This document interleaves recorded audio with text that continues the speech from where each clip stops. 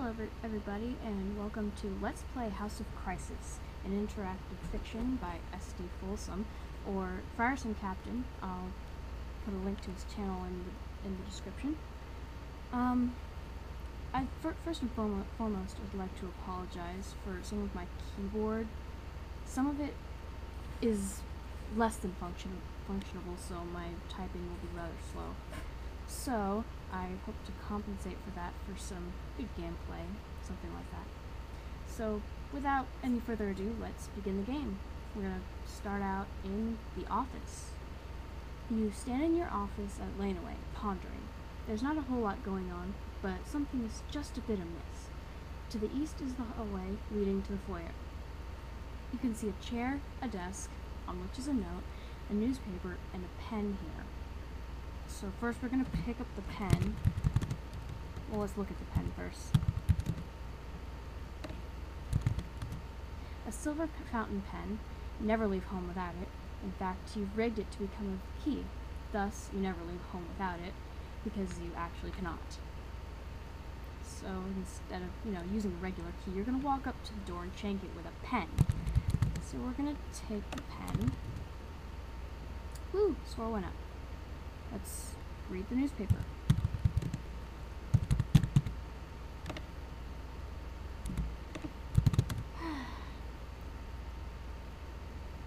Kensingfield Capital District. An unidentified source within the leadership of the Democratic Alliance indicates that Mr. Braxton's leadership does not satisfy many who long for a return to now Senate Majority Leader Francis Scott's traditional socialism. All right. Take the newspaper.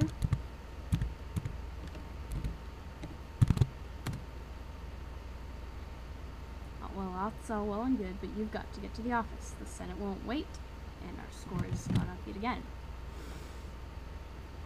Well, there's nothing else we can take. If we try to take the desk, it'll probably just tell us that we can't pick it up.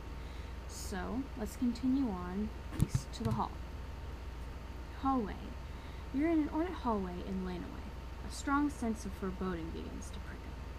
You're wondering what the hell Samantha's up to, and you've got a sinking feeling she wants more. Well, northward lies the foyer. You can see a book here. Oh, take a look, it's in a book. Oh, reading Rainbow. A copy of King Lear. Seems a bit apropos considering what you've done. Well, let's just take it for the extra points. To the office, Edmund, or Francis. And our score's gone up. So we'll go north to foyer. You're in an exquisite foyer, much too exquisite for your quiet little cottage just off the Beltway. There are a number of wonderful glass crystals dangling from the ceiling, but these are of little import considering recent events on the hill. To the north lies the outside world, to which you should probably be going. You can see a black door, a magazine, and 2 chairs here. Well, here we get the chairs. Let's just look at the magazine. Days before a budget must pass through the House of Representatives, Deputy Prime Minister Samantha Lethbridge Stewart led 140 DA members of the House through the doors to the No Lobby over the Prime Minister's plans to offer an IPO for NationNet. Let's take it for the extra points.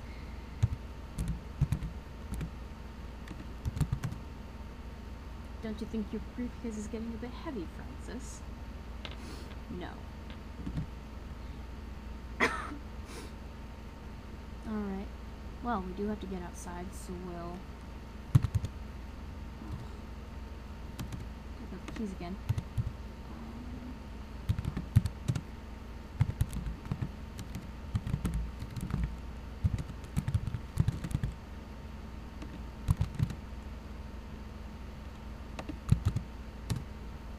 And we've unlocked the black door with a pen.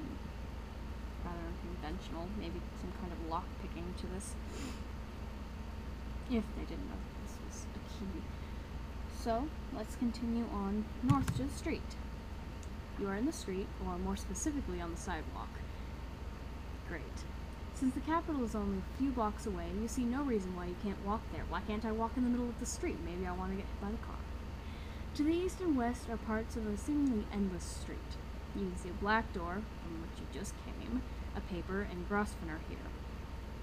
That's kind of a weird name. So, let's ask him about something.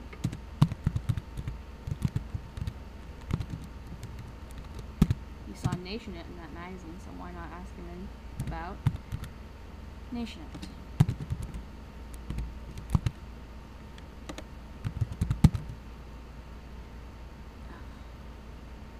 There's that glitch again. Frygap, you really need to fix that, or make it more versatile, because I keep forgetting what the actual keyword is to that. So I think we're going to leave that be. Let's first go to the east, just so you guys can see that way. Really nothing there, it's just the office block. Still on the street is an office block. There are all the usual trappings of an office block, and to the west lies where you just were. You can see a building here. Oh, because we have nothing better to do. Let's just go look at the building. Alright. No. Dismal and gray, this is where you worked for 8 years as a rank-and-file MP. In those days, your party was a non-entity. But you fixed all that, didn't you, Francis? Well, let's go back west so we can continue to interesting things. We're back on that street we just came out of. Gray Tower Block. You stand in front of the Gray Tower, the most magnificently dull feat of the 2020s architecture, ostensibly named after the color. Legend has it, however, that the true namesake of the tower is a bit saucier, considering the cinematic proclivities of the chief architect. Inside are 24 stories of obscenely dull bureaucratic offices, which run just about every function imaginable. To the west is the Purple Tower, and to the east is your home block. You can see a flyer here. I probably shouldn't comment on the name of the tower, seeing that certain people may watch this video, but anyway. We'll look at the flyer. A leftover poster from the 2051 emergency election. It features the leader of the Conservative Party, a dour middle-aged woman in a red suit and matching stiletto heels that ill become her age. We'll take it for the extra points. Why would I want it? Wow. I wish not to speak of that because that may reveal the instances in which I know the name of the Gray Tower. But anyhow, let's continue west before I go any further into that and ruin my reputation. Ah, the Purple Tower, not to be confused with the Violet Tower or the Indigo Tower. Built in 24/7, this recent development was meant to offset the dullness of the Gray Tower. Instead, it just looks like that odd lower back massage that the wife brought home. I'll shut up now. South of the tower is a strange little shop, and to the west is something completely different. We shall venture south first. Inside the shop, you see all kinds of strange magazines, featuring all sorts of strange individuals. To the north is the Purple Tower.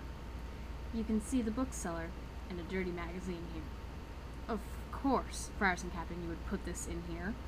Thank you. I will take that.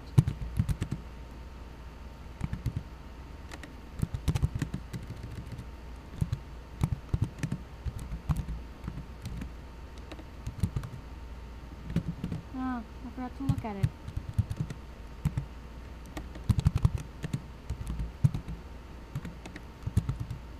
It's full of vice, nudity, and lewd situations. Especially lewd situations. A man of your stature normally wouldn't be caught dead with it. Too bad, because we just picked it up. So, let's continue on our course. We'll go north back to the road, back to the Purple Tower, and then we'll go west to the Bridge of Treaty. The Bridge of Treaty was built to commemorate some strange event, about which you likely have a book about in your office. You have plenty of books in your office, of course. To the east lies the Purple Tower where you just were, and to the west, the Arch of Entrance. You can see the protester here. And since I don't quite know how to interact with these characters, I think that I'll leave the people alone. Except for, like, the people that I need to talk to. And I don't really need to talk to a protester. Doesn't have anything that I need. I don't really want to mess around with the specific wording that we need. So, we'll just continue on to the Arch of Entrance before I get messed up. You have arrived at the Arch of Entrance, which leads to the Capitol steps further west. Large and well polished, this marble erection imposes a feeling of awe every time it is entered. Everyone, from the most humble page to the most experienced legislator, feels a certain tingle every time they walk underneath the arch. Engraved upon the arch is the phrase, "The road to hell is paved with good intentions," to remind all who enter of the grievous mistakes of the past and the inspirations thereof. Tear-jerking, I know. Alright, let's continue on then. West, to the Capitol steps. The Capitol steps lead up to the door of the Capitol. Needless to say, the Capitol is a remarkable feat of construction, which, to describe here, would take several pages of text. Head up the stairs. You say so. Up. You stand at the entrance to one of the grand palaces of law, power, and justice that exist in the world, the capital of Wyveria. North, through the doors, is the Grand Hall. You can see a leaflet here. A leaflet with some introductory information about the capital. The words, "Find Samantha," are scrawled on the inside for some odd reason. It is as though someone knew about your... Quit putting large words in this. Habit for collecting printed media. We'll take that. I do not have 47, probably just 4. So let's continue on. North, isn't it? Yeah. To the Grand Hall. Armed with your missive to find Samantha, you enter the Grand Hall of the Capitol, which leads in many directions. North lies a library, to the east lies the House of Deputies hallway, and to the west lies the Senate hallway. There are so many faces about. There's no way to pick out anyone out.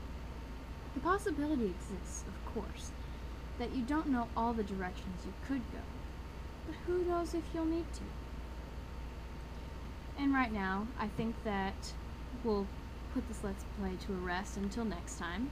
For now, this has been Sammy Sue 0397, and I'll see you next time.